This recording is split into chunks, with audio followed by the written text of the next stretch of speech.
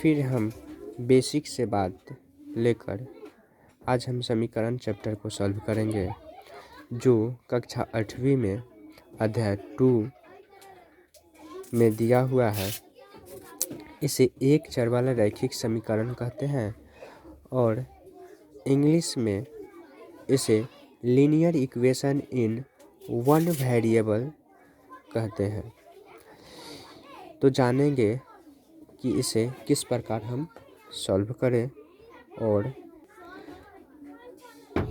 समीकरण का जितना भी टाइप्स क्वेश्चन होते हैं उसे कैसे बनाएं और क्या क्या कठिनाई हमें होती है उसे सॉल्व करने की कोशिश करेंगे। और इसे 3 नियमों से जानेंगे कि हमारा समीकरण जो है सॉल्व हो पा रही है या नहीं। देख रहे हैं कि 3 खंड में हम अपने अनुसार बांट दिए हुए हैं। चिन्ह का गुना, चर अचर और बीजीय व्यंजक, क्योंकि ये तीन जो बातें दिए हुए हैं, 3 बातों को हम ध्यान में रखते हुए समीकरण का क्वेश्चन को सॉल्व करते हैं तो शायद हमें कठिनाई नहीं हो पाती है। और देखेंगे कि किस तरह से हम समीकरण का क्वेश्चन को सॉल्व करेंगे। सबसे पहला बात है कि चिन्ह का मल्टीप्लाई होता है। तो चिन्ह का मल्टीप्लाई क्या होता है? अगर हम minus multiply minus equal two plus होता है। हम जानते हैं कि माइनस से माइनस गुना करते हैं तो प्लस होता है, प्लस से प्लस गुना करते हैं तो प्लस ही होता है, और माइनस प्लस गुना करते हैं तो माइनस होता है, या प्लस माइनस गुना करते हैं तो माइनस होता है। एग्जाम्पल 4 हम जान लेते हैं। 2 गुने -2 इक्वल टू -4 होगा, और -2 गुने -2 इक्वल टू 4 होगा। और यहाँ पे देख रहे हैं कि +2 इक्वल टू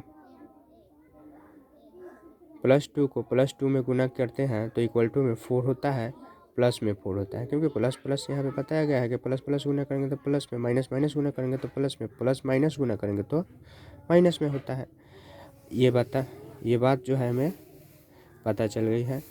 और हमें जानेंगे कि ABCD के अक्षर जितने भी होता है वो सभी चर होते हैं, और गिनती के जितना भी संख्या होते हैं वो सब जो है अचर होते हैं।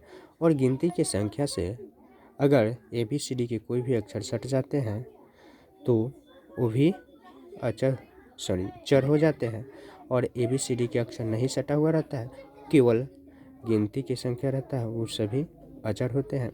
जैसे एग्जाम्पल में हम जानेंगे कि 2x आपका चर है और 3 आपका अचर है। यहाँ पे देखेंगे कि 3 आपका अचर है, x भी आपका चर है। तो हमें पता चल गया चर और अचर में पहचान क्या है।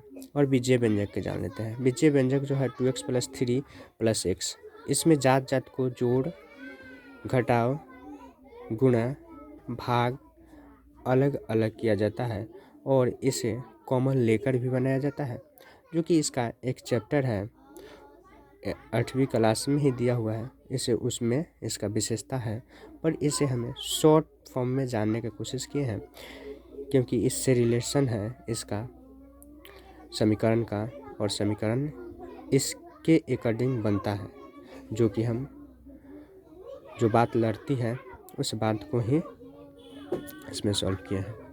जैसे देखते हैं कि 2x + 3 + x, 2x + 3 को हम देख लेते हैं यहाँ पे कि 2x + 3 + x जात है x, और 2x + 3 + x और 2x जात है, तो 2x और 1x को जोड़ लेते हैं तो 3x, प्लस में 3 ये ऐड नहीं होगा क्योंकि ये इसका जाति का नहीं है। अब देखते हैं यहाँ पे 2x + 3 + 3x + 2, इसमें भी जात को ही जोड़ेंगे। पर रही बात कि मल्टीप्लाई के साथ कोई भी या तो जात रहे या तो अदर कास्ट के रहे, उससे भी मल्टीप्लाई हो जाता है। केवल इसमें बीजीय व्यंजक में होता है कि जात जात को ही ऐड या सब्ट्रैक्ट कर सकते हैं, यानी कि जोड़ या घटाव कर सकते हैं, पर गुना भाग हो जाता है। एक जैसा रहने पर या तो अलग भी रहे तो हो जाता है। देखेंगे यहाँ पे 2x + 3 × p + 1, तो 3 में p से गुना किए हैं तो 3p हुआ है और 2x का 2x हुआ है। जात जात कोई भी नहीं है तो ये में इसमें जो है जोड़ घटाव नहीं हो सकता है। और देखते हैं, अब आते हैं समीकरण। समीकरण में जो होते हैं बात कि इक्वल टू का सबसे बड़ा चिन्ह मायने रखता है। इसमें इक्वल टू जो है बराबर, जो है बराबर के अगर दाएं पक्ष के कोई व्यक्ति या कोई संख्या बाएं पक्ष में लाते हैं तो उसका साइन चेंज हो जाता है। अगर दाएं पक्ष में कोई संख्या है 3x है और बाएं पक्ष में लाया जाता है तो उसे साइन चेंज हो जाता है। और लाना ही सबसे ज़रूरी बात होता है, क्योंकि जात को ही इकट्ठा करना है।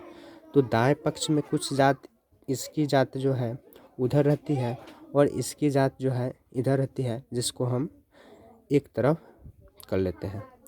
तो चर को एक साइड करते हैं और अचर को एक साइड करते हैं, जो कि चिन्ह परिवर्तन हो जाता है। वही चिन्ह परिवर्तन को पक्षपात बोलते हैं, यानी कि दाएं पक्ष और बाएं पक्ष बोलते हैं।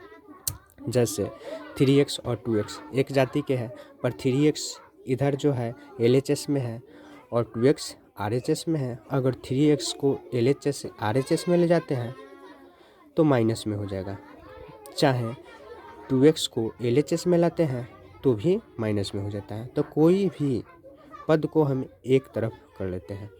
तो 2x - 3x किए, 2x - 3x किए तो 3x यानी कि प्लस में था, ये 3x यहाँ पे अब आने के बाद माइनस में हो गया। तो 2x प्लस में है या 3x माइनस में है, तो माइनस में 2x जो सब्ट्रैक्ट होता है, यानी कि घटाते हैं, तो माइनस में x बचता है। और 6 जो है आपका माइनस में है, आई प्लस में 3 है, तो इसे लाते हैं तो माइनस में हो जाएगा। तो माइनस माइनस ऐड कर लेते हैं तो 3 और 6 जोड़ने पर हमें माइनस में 9 प्राप्त हो जाता है। तो यहाँ पे काट लेते हैं, माइनस और माइनस बराबर के इधर होते हैं तो ये भाग में रहता है तो कट जाता है। तो यहाँ पे x इक्वल टू 9 बचा। इस प्रकार के और भी क्वेश्चन हो सकता है। तो यहाँ पे एक और क्वेश्चन देख लेते हैं, 3x + 4 = 4 - 2। तो इसमें जात को